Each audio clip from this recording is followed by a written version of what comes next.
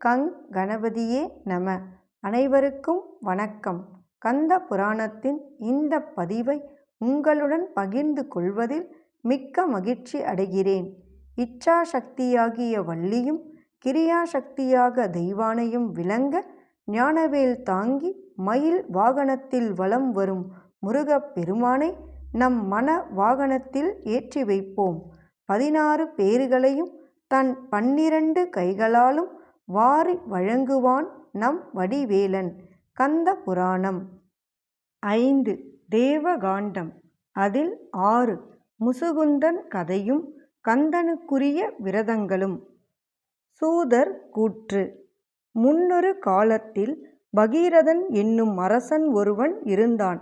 அவன் கோரன் என்றொரு அசுரனால் யுத்தத்தில் தோல்வியை அடைந்து தன் ராஜ்யத்தை அவன் வசம் பறிகொடுத்து விட்டான். அதனால் அவன் தன் குடும்பத்தினரோடு கானகத்தை அடைந்து அங்கு பிருகு முனிவரின் மூலமாக ஸ்ரீ சண்முகப் பெருமானுக்கு உரிய விரதங்களை கேட்டறிந்து கொண்டான். பிறகு அவன் வெள்ளிக்கிழமை தோறும் அந்த விரதத்தை நெறி பிறழாமல் அனுஷ்டித்து வரலானான்.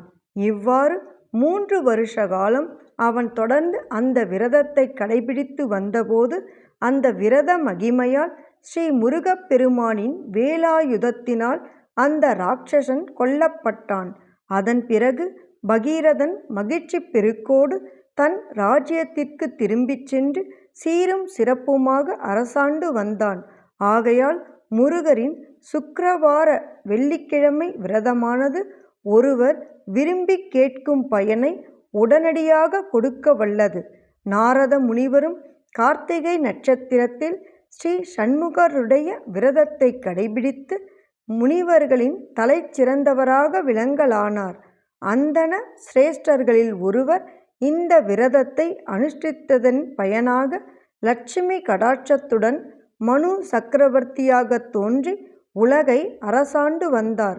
மற்றொரு அந்தணர் ஸ்ரீ சண்முகப் பெருமானின் கார்த்திகை நட்சத்திரத்தில் விரதத்தை அனுஷ்டித்து திரிசங்கு என்ற அரசனாக பிறந்து உலகனைத்தையும் அரசாட்சி செய்து வந்தார். மற்றும் 2 அந்தணர்கள் அந்த விரதத்தை அதுபோலவே கடைபிடித்து அந்திமன் சந்திமன் என்ற அரசர்களாக பிறவியெடுத்து முடிவில் மோட்சத்தையும் அடைந்தார்கள். இந்த விரதத்தை தவிர ஸ்கந்த சஷ்டி என்னும் அதி சிறப்பான விரதமொன்று உள்ளது. இந்த விரதத்தை முன்பொரு சமயம் தேவர்களும் தவசீலர்களும் அனுஷ்டித்து அசுரர்களிடம் கொண்டிருந்த பயத்திலிருந்து விடுபட்டு தங்கள் தங்கள் பதவிகளையும் பெற்றார்கள். இந்த மாதிரியான விரதங்களை முசுகுந்த சக்கரவர்த்தியும் கடைபிடித்து வந்தபோது ஸ்ரீ சண்முகர் அவனுக்கு எதிரே தானாகவே பிரசத்தியமாகி, அரசனே, நீ விரும்பிய வரங்களை கேட்பாயாக என்று திருவாய் மலர்ந்தருளினார். உடனே முசுகுந்த ராஜன் அப்பெருமானின் திருவடி கமலங்களில் விழுந்து நமஸ்கரித்து எழுந்தான். பிறகு அவன் அவரை நோக்கி, கருணாமூர்த்தியே, 109 வீரர்களும் எனக்கு தம்பிகளாக வேண்டும். அவர்களுடைய உதவியை பெற்றுக்கொண்டு பகைவர்களின்றி நான் ராஜ்ய பரிபாலனம் செய்து வர விரும்புகிறேன் என்று விண்ணப்பித்து கொண்டான். முருகப் பெருமானும் அதற்கு இசைந்து வீரபாகு முதலான வீரர்களை நோக்கி, வீரர்களே, நீங்கள் அனைவரும் இந்த வினாடியிலேயே இந்த அரசனுக்கு தம்பிகளாக திகழ வேண்டும் என்று உத்தரவிட்டார்.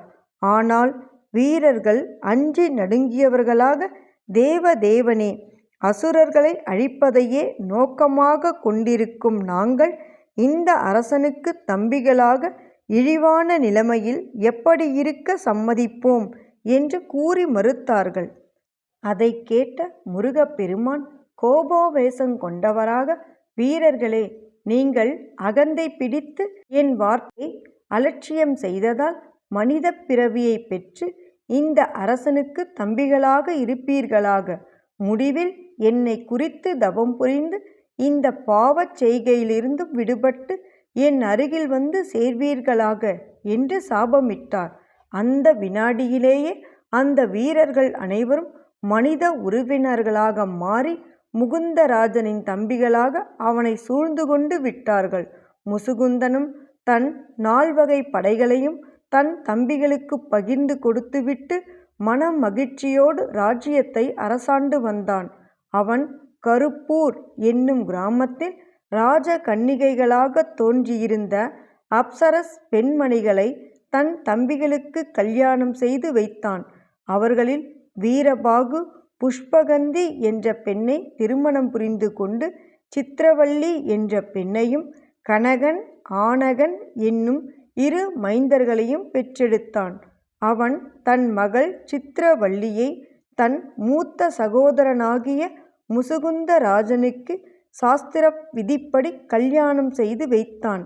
அப்போது சித்திரவள்ளியின் கையிலிருந்த அழகான கிளியொன்றைக் கண்டு யமதர்மராஜனின் மனைவி அதை அடைய வேண்டுமென்று பெரிதும் விரும்பினாள். அவளுடைய கட்டளைப்படியே அந்த கிளியை யமதூதர்கள் சித்திரவள்ளியின் கைகளிலிருந்து பலவந்தகமாக பறித்து கொண்டு போய் அவள் கையில் சேர்ப்பித்தார்கள்.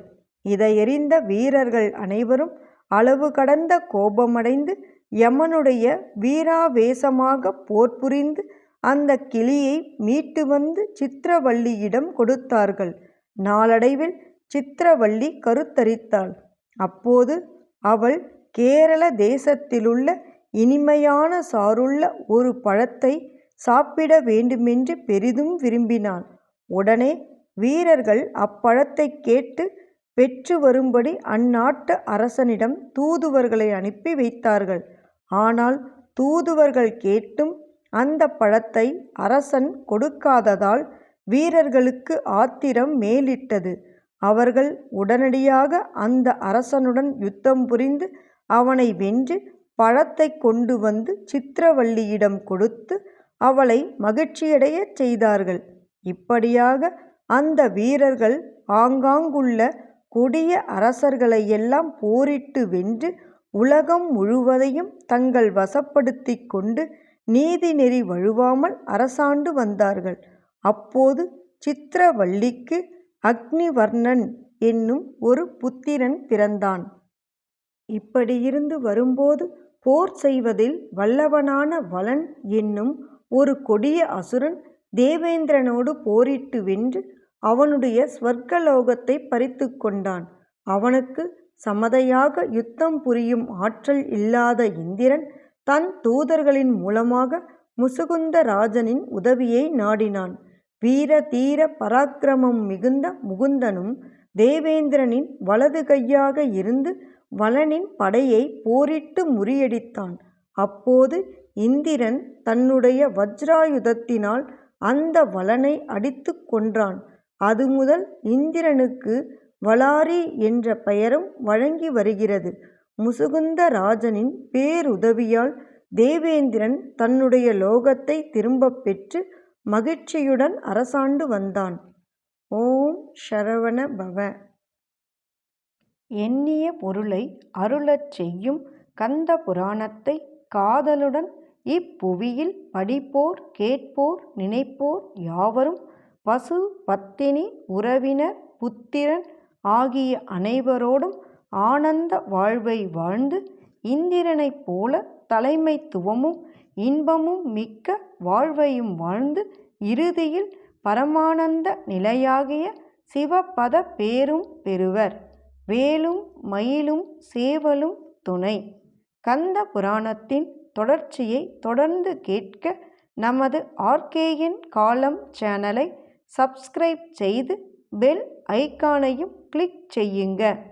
இந்த பதிவினை நமது ஆன்மீக அன்பர்கள் அனைவருக்கும் மற்றும் புராணங்களை கேட்க விரும்புபவர்களுக்கும் ஷேர் செய்யுங்க. பிடித்திருந்தா மறக்காம லைக் பண்ணுங்க, கமெண்ட் பண்ணுங்க. தொடர்ந்து கேட்பவர்கள் அனைவருக்கும் எனது மனமார்ந்த நன்றி. நாளையும் வருவான் நமது வடிவேலன்.